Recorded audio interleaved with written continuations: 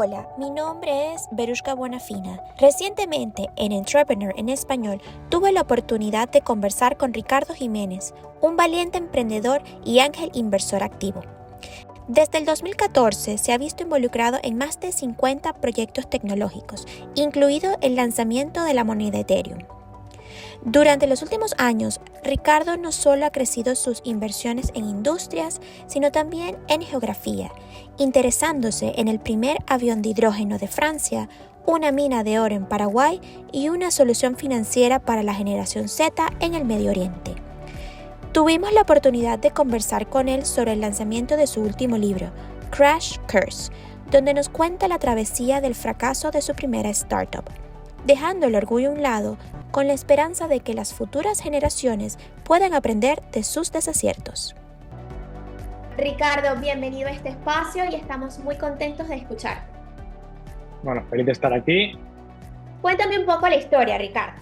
¿Qué te motivó a escribir un libro sobre tu experiencia como emprendedor? Dos razones. La primera es que poco después de cerrar la empresa sobre la que trata el libro, poco a poco me fueron viniendo ideas, lecciones, experiencias y momentos que quería conservar y que fueron de alguna manera un proceso de sanación para ordenar e intentar entender esa experiencia a la que le había dado tanto de mí y que no había salido como esperaba. Y la segunda razón es que el libro que acabé escribiendo, Crash Course, es el libro que me hubiera gustado a mí tener como emprendedor, porque hay muchos libros que hablan de los aspectos técnicos de cómo crear una empresa, pero se olvidan de lo que yo creo que es el elemento más importante, que es la persona construyendo la empresa. Entonces, yo sentí que vendría muy bien que el emprendedor pudiera tener un libro que le acompañara a él, no a su empresa, sino a él. Esa fue la segunda razón. Entiendo. ¿Y crees que tu historia es realmente única o la ves representada en experiencias de cosas que le pueden ocurrir a muchos otros emprendedores? Sí, hay bueno, los detalles de la historia, digamos, de la industria en la que yo estuve, eh,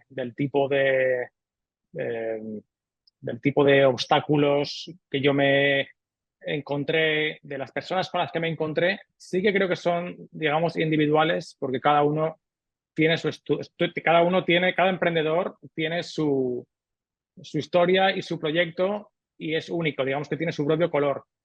Pero hay elementos más universales que tienen que ver con la persona, con el cómo se siente uno, con la ambición, con el deseo, eh, con la frustración cuando las cosas no le salen, eh, incluso con la desesperación, que son elementos que yo creo que casi todo emprendedor tiene en común. Hacer un proyecto, intentar construir algo donde antes no había nada, no es fácil. Y todo lo que supone la inversión en energía para construir algo nuevo y que las cosas lo normal es que no funcionen como uno se esperaba, ahí sí que creo que es una historia muy común para todos los emprendedores. Escuché que escribiste Crash Course con la idea de que las próximas generaciones aprendieran un poco, ¿no? De esos desaciertos y quizás tomar un atajo a esas lecciones más importantes de lo que es el crecimiento y la creación de una empresa desde cero, cosa que tú tuviste que aprender quizás de la manera más difícil, ¿no? ¿Cómo Ujú. has lidiado con el fracaso de esa startup a nivel personal? Escuché un poco que hablaste de frustración como una emoción, pero ¿cómo ha Sí, sido a nivel personal ese proceso? sí. Ahora que me pongo a pensar en ello, hay muchos emprendedores que están construyendo una empresa y todo les va bien y de repente algo va mal y se les cae, digamos, el castillo, ¿no? Pero en mi caso fue digamos, como una muerte en mil cortes. Durante mucho tiempo, fue intentar una cosa que no funcionaba, intentar otra cosa que no funcionaba, digamos, tener una estrategia con la que te comprometes, pero no funciona, Entonces, llegué a darme cuenta de que muchas veces era el final del día o al principio de la tarde y que no había sido muy productivo.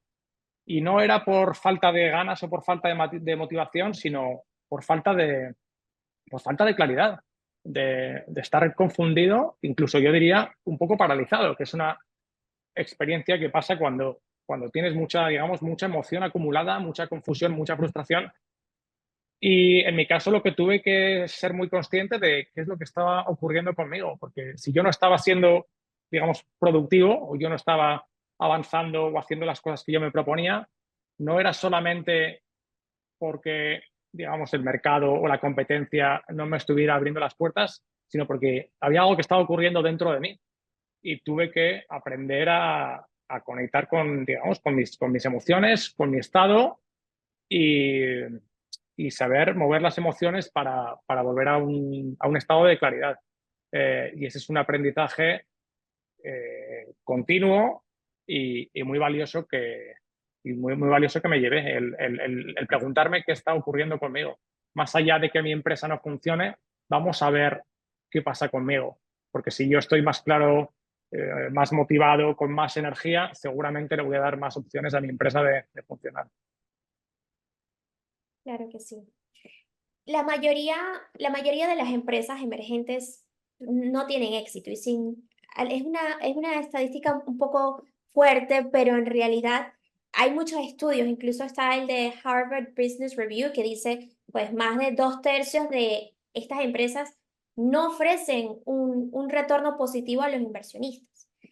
Sé que no podemos revelar todavía el ingrediente secreto detrás de tu libro, pero ¿por qué crees que fracasan las startups? ¿Por qué crees que se derrumban esos castillos? Gran pregunta. Ahora voy con esa pregunta, pero es como, ¿y por qué fracasan las relaciones, no?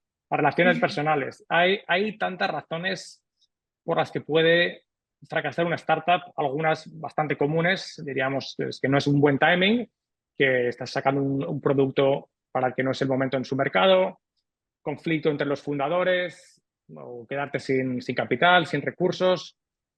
Pero algo que he descubierto yo ahora desde el otro lado, desde el lado del inversor, es que a veces las startups, pues, digamos, fracasan o no funcionan por cosas que ni siquiera te habías podido imaginar. Y te voy a dar un ejemplo. Hace unos años invertí en una empresa que hace ad tech, o sea, tecnología para anuncios, y en concreto esta startup tenía un acuerdo para aprobar su aplicación en una plataforma de publicidad por la que pasan, digamos, billones de dólares, ¿no? En esta plataforma de publicidad. Y esta empresa iba a medir impresiones de anuncios y tenía un acuerdo con esta plataforma, estuvieron construyendo su aplicación de acuerdo a las especificaciones de esta plataforma durante 2 años y justo cuando le iban a dar el botón de encender para empezar a pasar el tráfico por su aplicación y empezar a medir impresiones, la plataforma les dijo que no, le rechazó, o sea, les dijo que no podían hacerlo, ¿no? Cuando ya había, digamos, un acuerdo legal. Y esto es algo que yo nunca me hubiera imaginado, porque en este caso estás trabajando con toda tu ilusión para estar donde quieres estar y en el momento de iniciar te dicen que no. Me imagino que por miedo de la plataforma que se dio cuenta de que esta aplicación podría no ser solo una aplicación, sino incluso un competidor a largo plazo, ¿no? Por alguna cuestión de la que yo no estoy claro, ocurrió eso. Y esto es algo que no te puedes imaginar. Incluso lo que puede parecer que es lo mejor, a veces puede no ser tan lo mejor. Y con un twist que ahora que le ocurrió esto a esta empresa, se replantearon su estrategia y están pensando en, digamos, en convertirse ellos en una plataforma. Entonces, lo que era, digamos, lo peor que fue este rechazo, quién sabe si acaba siendo a largo plazo lo mejor, ¿no? Esto es para decirte que hay mucha incertidumbre y hay que tener mucha capacidad de respuesta y tener sensibilidad y flexibilidad para moverse muy rápidamente porque hay muchos riesgos y no siempre sabemos cuáles van a ser. Ricardo, ¿qué planes tienes para el futuro después del lanzamiento del libro? En el futuro espero hacer muchas cosas, seguir apoyando empresas, startups en las que creo, ojalá que venga un segundo libro, pero momento presente estoy muy enfocado en llevar este libro al mayor número de fundadores posibles, porque siento que ese es el elemento al que hay que apoyar. A veces nos centramos en, digamos, en las cosas, en las empresas, en los productos, en los mercados, pero nos olvidamos del componente humano y a mí me gustaría apoyar al mayor número de fundadores posibles. Antes de terminar, Ricardo, ¿qué mensaje le darías a esos aspirantes emprendedores que hoy en día están considerando iniciar su propio negocio, especialmente a esos que están pensando incursionar en el mercado latinoamericano? Yo ahora mirando con perspectiva me di cuenta de que yo no sabía mucho de startups ni del mundo emprendedor y que tuve que empezar ya y ponerme al día, digamos, cuando ya el avión estaba volando. Entonces, antes de empezar y de lanzarse, les aconsejaría que aprendan todo lo que puedan con el dinero de otros. O sea, si puede ser trabajando para otros, mejor. Y dos, una vez que empiecen, se habla mucho de dedicarse a tu pasión y de seguir tu pasión, pero en el mundo de la empresa creo que funciona más el, digamos, el perseguir tu contribución. ¿Dónde puedes encontrar un problema que el mercado tenga y que tú tengas una capacidad especial para dar una contribución?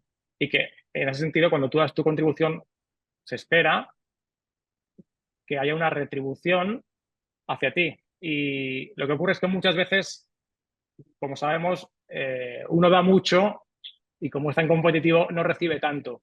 Pero lo que quiero decir es que si esa retribución, digamos que no llega en forma de ingresos, de revenues o de beneficios, que encontremos la manera de que llegue a través del crecimiento personal. De dos maneras. Uno, ¿qué puedo aprender como emprendedor? ¿Por qué falló mi producto? Quizá el mercado me estaba pidiendo otra cosa, quizá tenía que haber sido más sensible no sé, con la política de precios, no contratar a la gente correcta, que todo sirva, uno, para aprender, digamos, aspectos técnicos del ser emprendedor, y dos, y lo que yo creo más importante es para tú aprender a conocerte a través de tu empresa, ¿no? Muchas veces uno tiene nervios, quizá uno está hablándole a un inversor a través de la inseguridad, uno tiene miedos, uno tiene ilusiones irrealistas.